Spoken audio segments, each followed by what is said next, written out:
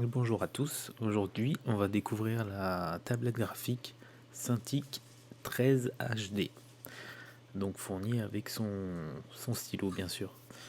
Donc pour ceux qui ne connaissent pas, comme moi avant en fait, je savais pas que ça existait, je pensais que il y avait que des modèles sans écran.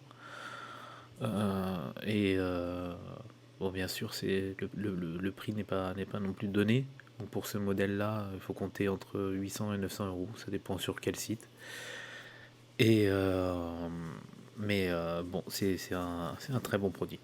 Alors là, sur cette vidéo, on va découvrir, je vais faire un unboxing, et donc vous montrer un peu ce qu'il y a dans le carton, les accessoires, etc., etc. À la suite, j'installerai le logiciel, enfin le logiciel, on va dire les pilotes plutôt, pour paramétrer la tablette et les raccourcis des boutons. Et puis ensuite, je vais gribouiller un peu et puis faire un petit dessin à la fin pour montrer un peu le pourquoi du comment, pourquoi c'est pas mal et on gagne du temps. Voilà. Donc il y a mon chat sur la vidéo. De toute façon, je pense qu'il est sur toutes les vidéos quand je fais une présentation de produit. Euh, donc voici la tablette. Donc là, elle était emballée. Je l'avais juste ouvert pour vérifier bien sûr qu'il n'y avait pas de souci. Donc là, on trouve bien les quatre boutons ainsi que le. Bon, il y a un mot pour ça, je ne connais pas par cœur. Le cercle avec un bouton au milieu du cercle aussi. Donc ça fait pas mal d'options. Voilà. Ensuite, en dessous, on a un genre de cadre qui se fixe sous la tablette, qui est ici. Et ce cadre plutôt va servir à incliner la tablette. Voilà, ça se met en dessous.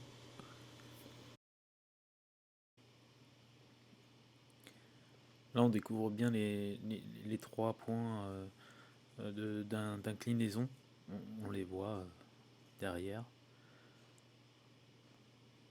Et en fait, quand on baisse ces points-là, on va dire, bah voilà, l'arrière de la tablette sera avec ce genre de film gris métallisé qui est de bonne qualité.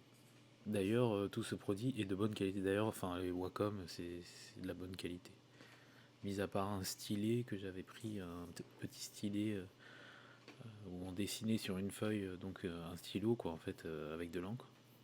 Enfin bref, c'était pas trop cher. Donc là, ici, on retrouve le câble et les différents adaptateurs aux normes européennes et autres.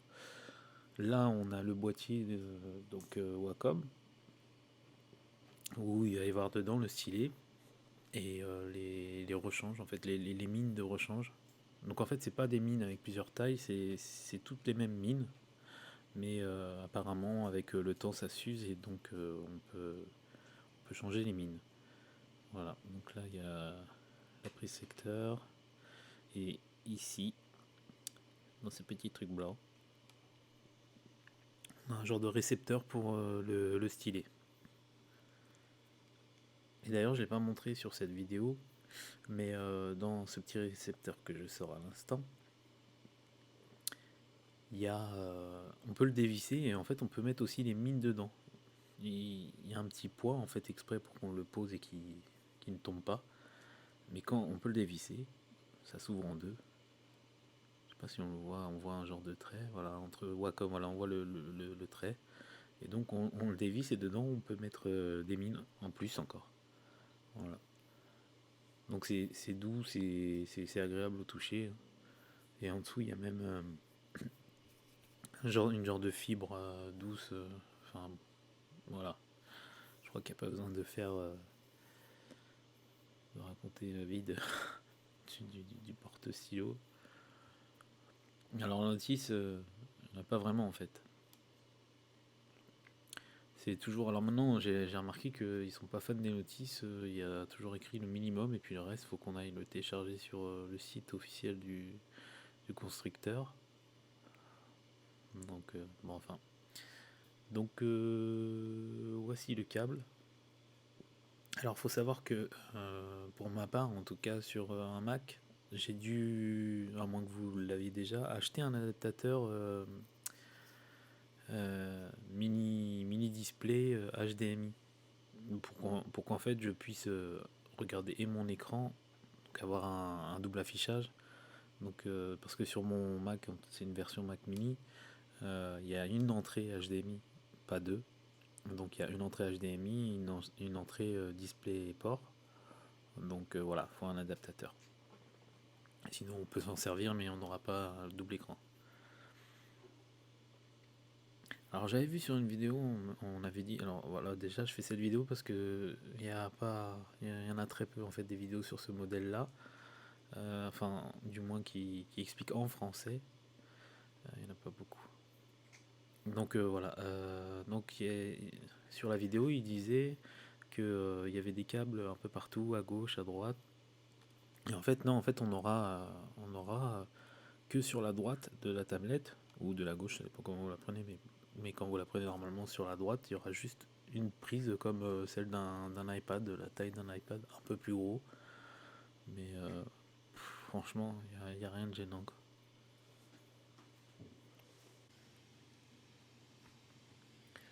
Alors, voici la prise secteur, et voilà, en fait, on aura un embout comme ça. Donc on peut adapter l'embout, voilà, notre embout à nous, et cette prise-là, elle ira sur le câble, voilà, ce câble-là, et on aura juste à la clipser comme ça, c'est pour l'alimentation. Donc on ne peut pas se tromper, hein, deux flèches sur l'un et une flèche sur l'autre, enfin voilà, on le voit bien là. Et deux petits boutons pour retirer. Voilà. Là on passe au stylet, donc avec les mines comme je vous avais dit de rechange.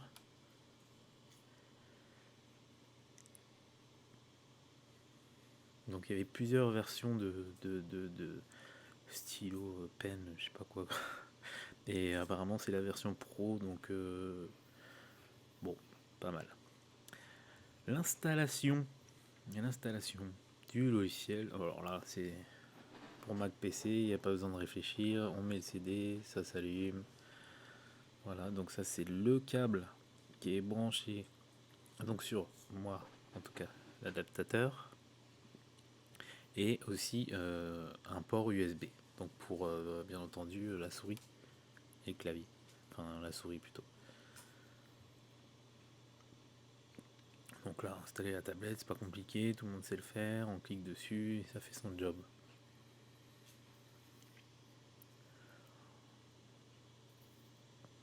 Bon, vous n'aurez pas ça parce que ça c'est un logiciel pour, euh, pour arrêter les entrées ou les sorties réseau sur les applications. Voilà la tablette. Alors, j'ai filmé le soir, donc voilà, on voit bien. Déjà, on voit cette espèce de couche un peu granuleuse, mais c'est très doux au toucher. Et voilà, en dessous le socle. Donc là, je suis avec le premier level, on va dire, d'inclinaison. Et donc ici à gauche, il y a le bouton d'allumage et à droite la petite lumière là. C'est simplement pour dire qu'il est allumé. On voit bien donc prise USB sur le clavier, moi je l'ai mis, et port HDMI sur un display port HDMI pour mon cas. Et donc le câble d'alimentation. Donc vous voyez bien qu'au final, bon c'est sûr il y a du câble, mais il n'y a qu'un câble sur la tablette, donc j'ai pu me mettre à côté sur le fauteuil, il y a mon chat qui miaule, et, m'installer devant la télé sur mon fauteuil à faire des croquis.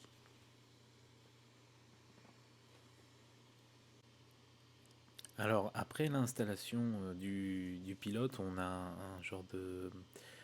On peut synchroniser son stylet avec la tablette. Vous savez, les fameux 4 points dans le coin de l'écran pour repérer la mine du stylet. Donc voilà, ça je l'ai fait. Mais je vous montrerai après un peu le logiciel entre parenthèses pour les paramètres du stylet et des raccourcis tablette. Donc moi, à la base, c'est pour Photoshop ou peut-être d'autres logiciels, mais en tout cas, c'est pour Photoshop. Et donc, comme on peut le voir, on voit qu'on peut zoomer, dézoomer, prendre la feuille et la retourner, enfin, juste avec la tablette, sans utiliser les raccourcis clavier. Parce que on peut... donc voilà, bonjour. Parce qu'on peut, avec chaque bouton, on peut assigner plusieurs, par exemple, pomme T ou pomme plus et pomme moins, ou option, ou alt, ou enfin bref. On peut faire pas mal de choses. Donc vous voyez bien, en fait, on voit qu'il y a l'inclinaison qui est pris en jeu. Qu'est-ce qu'il y a? Donc on voit bien l'inclinaison qui est pris en compte. Et, mais c'est agréable, franchement c'est agréable. Donc j'ai fait un petit gribouillis pour voir un peu la précision. Alors au début ça fait un tout petit peu bizarre, mais vraiment un tout petit peu. Mais après, une fois qu'on a pris la main, franchement ça devient un régal. Une fois qu'on a compris le pourquoi du comment, mais c'est un régal. Mais pour vraiment l'apprécier, il faut absolument trouver comment mettre les raccourcis, enfin les raccourcis qu'on utilise le plus souvent. Donc pour ma part, voilà, déplacer la page et zoomer. Voilà.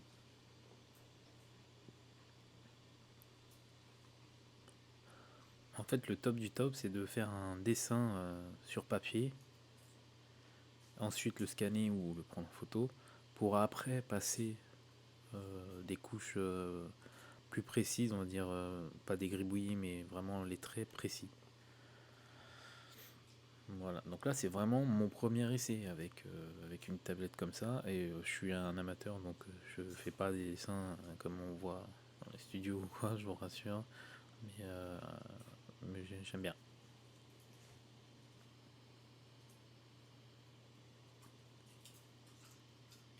Alors vous entendez des bruits de popcorn, hein, c'est normal, c'est ma chérie qui est en train de manger des popcorn.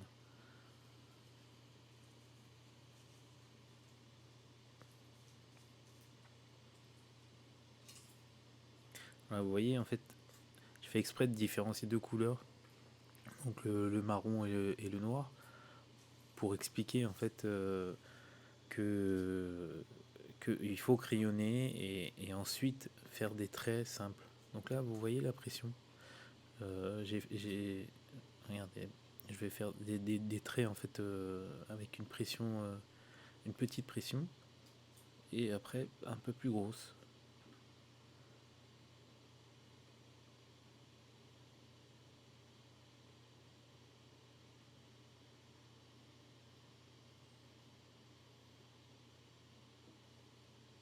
Voilà, on voit bien la différence. Apparemment, il y a 2500 ou un truc dans le genre points de pression en fait. Donc mais bon, il n'y en a pas besoin d'autant.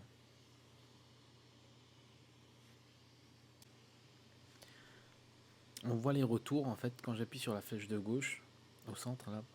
Je reviens en arrière. Donc j'ai programmé ce bouton pour comment on fait déjà, je crois que c'est édition. Enfin, on le voit bien que vous savez en haut dans Photoshop on a les raccourcis et on voit à côté la manipulation clavier à faire. Donc j'ai regardé tout simplement pour le mettre dessus. Voilà. On peut en reculer et avancer. Là, je vais vous montrer donc les paramètres de la tablette. Là, dans les réglages, on voit bien tablette Wacom. Et voici la présentation. Ah oui, je le prends dans mes mains. J'avais oublié que je le prenais dans mes mains pour essayer de mieux voir. Essayer. Donc en haut, enfin ici, on a donc les paramètres de stylet. Donc le stylet, la gomme, ah oui c'est vrai, j'ai oublié de le préciser, il y a une gomme derrière. et vous le verrez plus tard. Donc voilà, on peut paramétrer les clics droit, clic gauche. Là, on voit la pression. On voit en direct le temps de pression. Enfin, le temps, la pression actuelle plutôt. Si tu veux, toi. Et donc, on peut régler la sensibilité là de l'inclinaison. Après, on peut le toucher de la pointe. Pareil pour la gomme. Et donc, une option calibrage si on veut recalibrer. Vous voyez là la pression de la gomme. Donc, comme si j'avais un critérium et que l'en retournant, je pouvais gommer. C'est pratique. Voilà, donc ici, là, on a les raccourcis. Donc, c'est vraiment ce que j'adore. Les raccourcis sur le côté pour assigner des touches. Des touches et donc faciliter l'usage intensif de la Cintiq.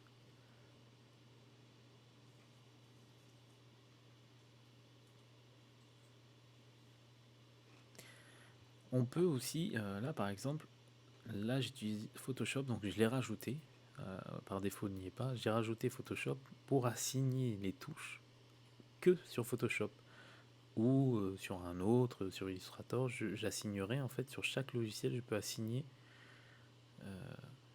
les touches. Après si jamais vous avez l'honneur d'avoir cette tablette, parce que pour moi c'en est un, bon, c'est un gros cadeau. C'était pour mes 30 ans, donc voilà. Mais si jamais vous voulez que je vous explique, ça peut se faire.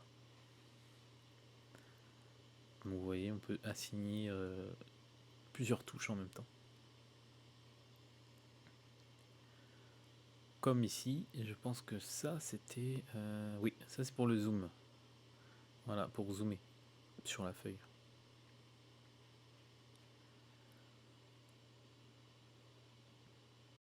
Donc on va finir la vidéo par un croquis de Dragon Ball que j'ai fait. Donc j'ai essayé de montrer un peu que j'avais bien gribouillé, bien mis l'image que je voulais, à quoi ça ressemble. Et ensuite essayer de fignoler un peu plus. Bon, je pense avoir mis 10 minutes pour ce genre de dessin, donc je vais mettre en accéléré. Et voilà, comme ça vous aurez une bonne idée. Et puis à la suite, je vous montrerai un peu mon chat et la Cintiq.